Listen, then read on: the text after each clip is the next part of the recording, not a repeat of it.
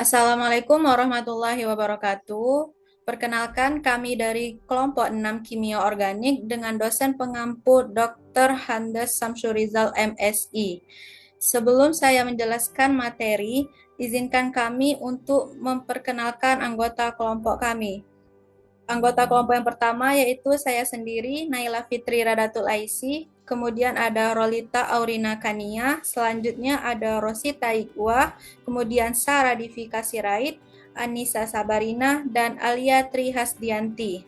Baiklah, materi apa saja yang akan kami bahas, yaitu yang pertama ada peranan kimia dalam kehidupan modern dan sifat fisik molekul obat. Berikut adalah referensi materi kami. Yang pertama ada Jurnal Ilmiah Kandarang Tinggang 8 2017. Kemudian ada Cerdek dan kawan-kawan tahun 1998 sampai 1999, Desmen 2003.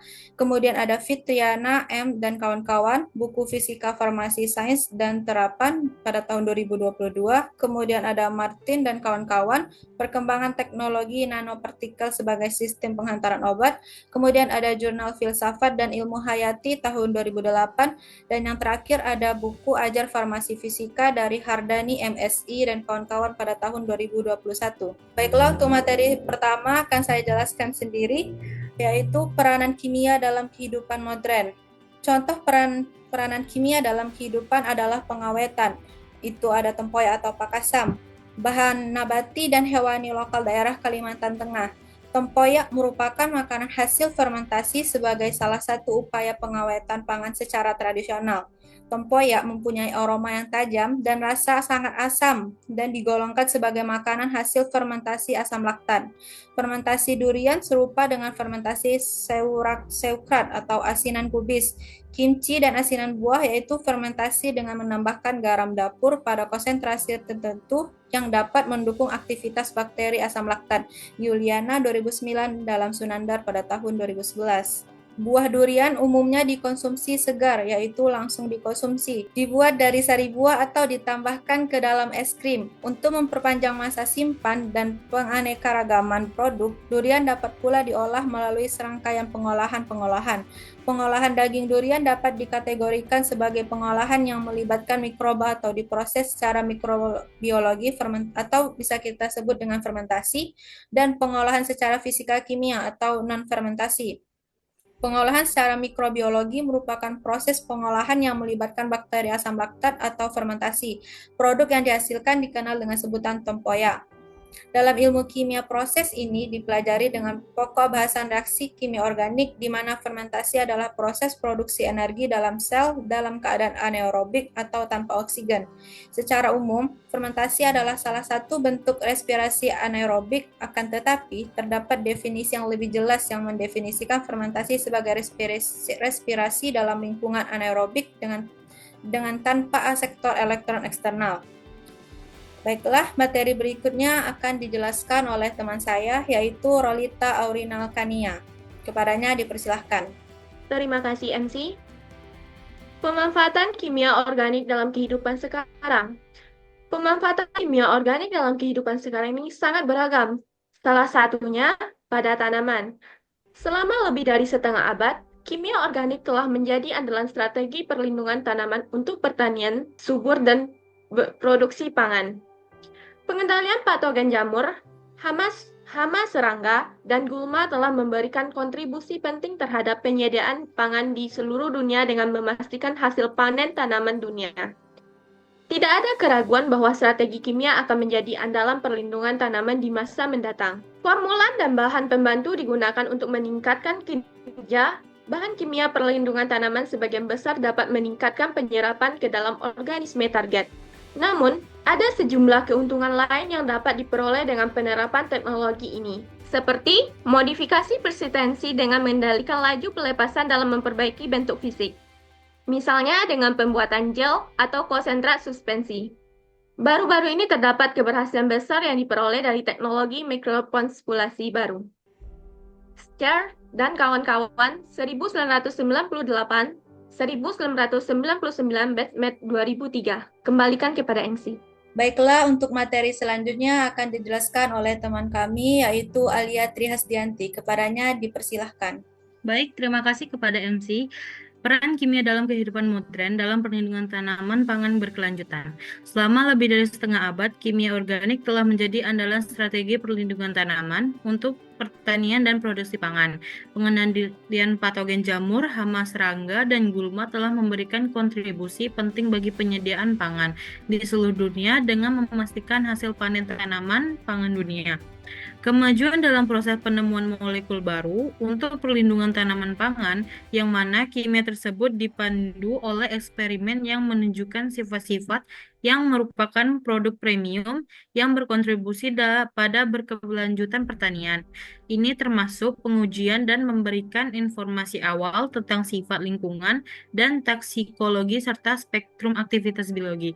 Baiklah, itu saja yang bisa saya sampaikan. Saya kembalikan lagi ke MC. Baiklah, terima kasih Aliatri Hasdianti. Materi berikutnya akan dijelaskan oleh teman saya, yaitu Anissa Sabarina. Kepadanya kami persilahkan. Terima kasih kepada MC. Baiklah, saya akan membacakan materi sifat fisik molekul obat. Yang pertama, sifat organoleptik. Contohnya yaitu paracetamol berwarna putih, memiliki rasa pahit, asam salisat berwarna, dan memiliki suhu lebur yang berbeda. Dengan bentuk, warna, bau, dan rasa yang dapat kita amati secara langsung. Yang kedua, ada kelarutan obat. Itu dipengaruhi oleh bioavailabilitas dan stabilitas obat. Faktor yang mempengaruhinya adalah ikatan kovalen dan hidrogen, ukuran partikel, tingkat keasaman pH, dan juga unsur penyusun molekul. Pengubahan struktur molekul ini digunakan untuk meningkatkan kelarutan. Selanjutnya, yang ketiga, titik didih. Titik didih ini dipengaruhi oleh bentuk molekul, berat molekul, dan juga ikatan antar molekul. Nah, contohnya adalah benzena yang memiliki tingkat didih yang lebih baik dan lebih tinggi dari heksana karena bentuknya yang siklik. Yang keempat, ada titik leleh yang dipengaruhi oleh ikatan hidrogen yang kuat dan juga ukuran molekulnya besar. Contohnya pada paracetamol yang memiliki titik leleh 169 sampai dengan 172 derajat Celcius, lebih tinggi dari asam asetilsalisilat yang memiliki titik leleh 141 sampai dengan 144 derajat Celcius. Kami kembalikan lagi kepada MC. Baik, terima kasih Anissa Sabarina. Untuk materi selanjutnya akan dibacakan oleh Rosita. Kepadanya kami persilahkan. Baik, terima kasih. Saya akan menjelaskan tentang sifat-sifat molekul obat, massa dan jenis, dan rotasi optik. Massa jenis atau kerapatan density adalah tingkat kerapatan suatu zat, benda tersusun atas bahan murni, misalnya emas murni yang dapat memiliki berbagai ukuran ataupun massa, tetapi kerapatannya akan sama untuk semuanya. Massa jenis berfungsi untuk menentukan jenis suatu zat. Setiap zat memiliki massa jenis yang berbeda. Dan suatu zat, berapapun massanya, volumenya akan memiliki massa jenis yang sama.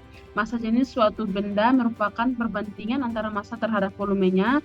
Secara matematis, definisi ini dapat dituliskan P sama dengan massa jenis, M sama dengan massa, dan V sama dengan volume. Yang kedua, rotasi optik. Rotasi optik adalah besar sudut permutaran bidang polarisasi yang terjadi jika sinar terpolarisasi dilewatkan melalui cairan kecuali dinyatakan pengukuran yang dilakukan menggunakan sinar Na pada lapisan cairan setebal 1 cm pada suhu 20 derajat Celcius. Jika cahaya terpolarisasi, bidang dilewatkan suatu larutan yang mengandung enantiomer tunggal, maka bidang polarisasi cahaya itu diputar ke kiri atau ke kanan. Perputaran cahaya terpolarisasi disebut rotasi optis. Suatu senyawa yang memutar bidang polarisasi suatu cahaya terpolarisasi, bidang dikatakan bersifat aktif optis. Faktor-faktor yang mempengaruhi rotasi optik adalah struktur molekul, temperatur, kerapatan, konsentrasi, dan panjang gelombang. Terima kasih. Waktu saya kembalikan ke MC. Baiklah, terima kasih kepada Rosita. Materi selanjutnya akan dijelaskan oleh teman saya, yaitu Sarah Divika. Kepadanya dipersilahkan. Sifat molekul obat di bagian indeks, bias, dan konstanta dielektriko.